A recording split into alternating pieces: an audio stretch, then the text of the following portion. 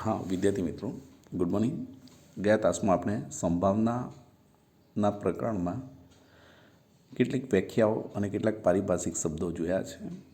થોડાક આગળ વધીશું। આજે કેટલાક અગત્યના સૂત્રો ક્રમચય જેને NPR વડે દર્શાવાય છે, જે તમે ધોરણ 11માં ભણી ગયા છો। ક્રમચયમાં ક્રમનું મહત્વ છે। ક્રમચય બરાબર NPR બરાબર n factorial n minus r factorial.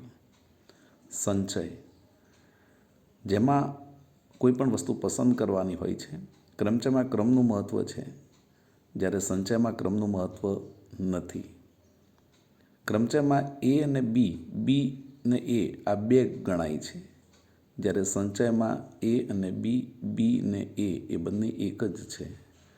સંચયનું સૂત્ર છે NCR બરાબર n ફેક્ટોરિયલ ભાગ્યા r ફેક્ટોરિયલ ગુણ્યા n માઇનસ r ફેક્ટોરિયલ। મિત્રો, સંભાવના એટલે સાનુકૂળ પ્રાથમિક પરિણામો m ભાગ્યા પ્રાથમિક પરિણામોની સંખ્યા n। 4 કેટલાક પરિણામો છે A માઇનસ B, એટલે કે A અને Bની તફાવત ઘટના। A માઇનસ B બરાબર A છેદ B ડેશ બરાબર A માઇનસ A છેદ B બરાબર P A યોગ B માઇનસ B। આ આપણે યાદ રાખવું પડશે। એવી રીતના B અને Aની તફાવત ઘટના B માઇનસ A એટલે કે A ડેશ છેદ B બરાબર B માઇનસ P A છેદ B બરાબર P A યોગ B minus A।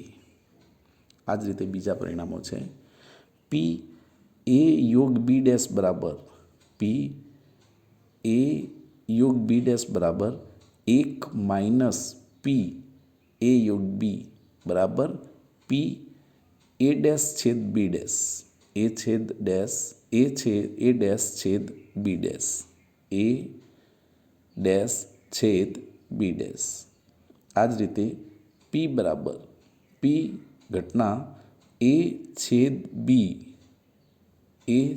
B કાઉન્સની bar dash બરાબર 1 માઇનસ P A છેદ B બરાબર P કાઉન્સમાં A ડેશ યોગ B ડેશ। આ જ રીતે P A યોગ B is less than PA, એટલે કે જે PA ઘટના PA છે એ A છેદ B કરતાં મોટી છે। A ઘટના A છેદ B is less than PB, એટલે કે ઘટના PB ઘટના A છેદ B કરતાં મોટી છે। PA is less than PA યોગ B યોગ B, એટલે કે ઘટના PA યોગ B કરતાં નાની છે। અને એ જ રીતે ઘટના PB is less than PA યોગ B, એટલે કે PA યોગ B કરતાં PB ઘટના નાની છે। વિદ્યાર્થી મિત્રો, આ આપણે કેટલાક પરિણામોની વાત કરી છે। હવે આ જે આપણે ચર્ચા કરી છે એના આધારે સ્વાધ્યાય 1.1ને આપણે જોઈશું। ધ્યાન આપો। સ્વાધ્યાય 1.1 પાના નંબર 14, પાઠ્યપુસ્તકના પાના નંબર 14 ઉપર સ્વાધ્યાય 1.1, જેમાં દાખલો પહેલો છે, નીચે જણાવેલી યાદચ્છિક પ્રયોગો માટે નિર્દેશ અવકાશ લખો। આપણે નિર્દેશ અવકાશ U લખવાનો છે, એટલે કે શક્ય પરિણામો લખવાના છે। હવે એક સમતોલ સિક્કાને 3 વખત ઉછાલવામાં આવે, એક સમતોલ સિક્કાને 3 વખત ઉછાલવામાં આવે તો એના શક્ય પરિણામો કેટલા, એટલે કે U બરાબર શું? તો તમે જો H પછી HHT HTH અને THH બરાબર, એટલે કે 3 છાપ મળે, અથવા 2 છાપ અને 1 કાંટો મળે, અથવા 1 છાપ 1 કાંટો અને છાપ, અથવા કાંટો છાપ અને છાપ। આ જ રીતે TTT TTH THT HTT આ શક્ય 6 પરિણામો મળે છે। આને આપણે નિર્દેશ અવકાશ U કહીશું। આ જ રીતે બીજો દાખલો છે, 6 બાજુવાળો એક સમતોલ પાસો, 6 બાજુવાળો એક સમતોલ પાસો અને એક સમતોલ સિક્કો એકી સાથે ઉછાળવામાં આવે તો એના નિદર્શોકાશ લખો.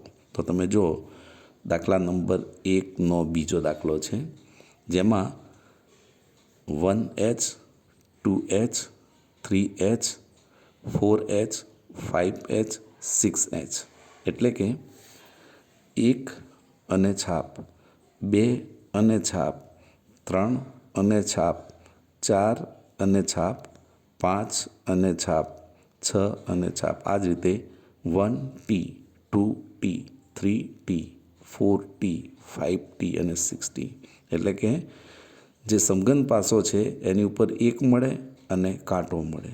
આ રીતે એના પણ કુલ 12 પરિણામો થાય છે મિત્રો. ત્રીજો દાખલો, ABCDE એમ 5 વ્યક્તિઓમાંથી 2 વ્યક્તિઓ યાદચ્છિક રીતે પસંદ કરવામાં આવે. મિત્રો, પસંદ કરવામાં આવે એટલે સંચય કહેવાય, જેને 5C2 એટલે આપણને ખ્યાલ છે 5C2 5 ફેક્ટોરિયલ ભાગ્યા 2 ફેક્ટોરિયલ 5 - 2 ફેક્ટોરિયલ એટલે 5 ફેક્ટોરિયલ ભાગ્યા 2 ફેક્ટોરિયલ ગુણ્યા 3 ફેક્ટોરિયલ બરાબર 10. હવે આપણે જે ABCD છે એમાંથી આપણે બબ્બે પસંદ કરીએ તો તમે જો AB, પછી A અને C, પછી A અને D, A અને E, B અને C, B અને D, B અને E, C અને D, C E અને DE. આ રીતે 10 રીતે આપણે પસંદ કરી શકીએ છીએ. 5માંથી બબ્બે વ્યક્તિઓને 10 રીતે પસંદ કરી શકાય છે. મિત્રો, દાખલા નંબર 2 જોઈશું, ધ્યાન આપો. દાખલા નંબર 2માં 100 ગુણની એક પરીક્ષામાં બેસનાર વિદ્યાર્થીને મળતા ગુણ, એમાં પૂર્ણાંક ગુણ હોવા જોઈએ, નો નિદર્શોકાશ લખો અને તેના કુલ નિદર્શ બિંદુઓની સંખ્યા લખો. હવે 1થી 100 ગુણ આપવાના છે તો 1થી 100 તો ખરા અને કદાચ 0 પણ આવે એટલે 0થી લઈને 1 1 2 3 એમ કરીને 100 એટલે ટોટલ નિદર્શોકાશ 101 થાય. ટોટલ નિદર્શોકાશની સંખ્યા 101 થશે. ત્રીજો દાખલો જોઈશું મિત્રો, ધ્યાન આપો. ત્રીજો દાખલો જોઈએ છે, ધ્યાન આપો. ત્રીજો દાખલો. હવે ત્રીજા દાખલામાં 4 વ્યક્તિઓમાંથી યાદચ્છિક રીતે એક મંત્રી અને એક સહમંત્રી પસંદ કરવાના નિદર્શોકાશ લખો. હવે 4 વ્યક્તિઓ છે, એમાંથી પહેલાં એક મંત્રી તરીકે નિમવાનો છે. તો 4માંથી એક મંત્રી નિમવો હોય તો પહેલા વ્યક્તિને પણ નિમી શકાય, બીજાને પણ નિમી શકાય, ત્રીજાને પણ નિમી શકાય અને ચોથા પણ નિમી શકાય. એટલે કે 4માંથી એક મંત્રી તરીકે નિમવાની રીતો કુલ 4 થાય છે. એટલે 4C1 એટલે કે 4C1. હવે ચલો, એક મંત્રી નિમાઈ ગયો છે તો બાકીના કેટલા રહે છે? 3 વ્યક્તિઓ. હવે આપણે એક સહમંત્રી નિમવાનો છે તો આ ત્રણેયમાંથી આપણે 3 રીતે સહમંત્રી નિમી શકાય છે. ત્રણેયમાંથી આપણે એક મંત્રીને સહમંત્રી, તો આપણી પાસે 3 વિકલ્પ છે, બરાબર. પહેલાંને પણ રાખી શકાય, બીજાને અને ત્રીજાને પણ. એટલે અહીંયા તમારે રહેશે મિત્રો 4C1 ગુણ્યા 3C1 બરાબર 12. ધ્યાન આપો, 4માંથી કોઈ પણ એક વ્યક્તિને મંત્રી તરીકે નિમવાની રીતો 4 રીતો છે. પહેલાંને પણ નિમી શકાય, બીજાને, ત્રીજાને, ચોથાને, ગમે એને, એટલે 4C1. ત્યાર પછી બાકી રહેતા 3માંથી કોઈ પણ એક વ્યક્તિને સહમંત્રી નિમવાનો હોય તો એની કુલ 3 રીતો હોય છે. એટલે અહીંયા 4C1 ગુણ્યા 3C1 બરાબર 12. મિત્રો, દાખલા નંબર 5ને ધ્યાનમાં લઈશું. પ્રથમ 5 પ્રાકૃતિક સંખ્યાઓમાંથી યાદચ્છિક રીતે 3 સંખ્યા પસંદ કરવાના પ્રયોગના નિદર્શોકાશ લખો. મિત્રો, પસંદ કરવાની વાત કરી છે એટલે ક્રમચય છે. 5માંથી 3 પસંદ કરવાની છે, 5માંથી 3. તો આ જે યાદચ્છિક સંખ્યાઓ પ્રાકૃતિક પ્રથમ 5 કીધી એટલે 1 2 3 4 5. હવે પ્રથમ 5માંથી 3 સંખ્યા પસંદ કરવાની કુલ રીતો 5C3 બરાબર 5 ગુણ્યા 4 ગુણ્યા 3 ભાગ્યા 3 ગુણ્યા 2 ગુણ્યા 1 બરાબર 10. 10 રીતો થઈ શકે છે. 5 સંખ્યાઓમાંથી ટોટલ આપણે કુલ 3 સંખ્યાઓ પસંદ કરવાની છે તો કુલ રીતો થશે 10. જેમ કે જો આપણે એના નિદર્શોકાશ લખીએ છીએ, નિદર્શોકાશ U બરાબર 1 2 3 1 2 4 1 2 5 1 3 4 1 3 5 1 4 5 2 3 4, 2 3 5, 2 4 5 અને 3 4 5. આ રીતે કુલ 10 રીતે આપણે 3 સંખ્યાઓ પસંદ કરી શકીશું. મિત્રો, દાખલા નંબર 6 જુઓ.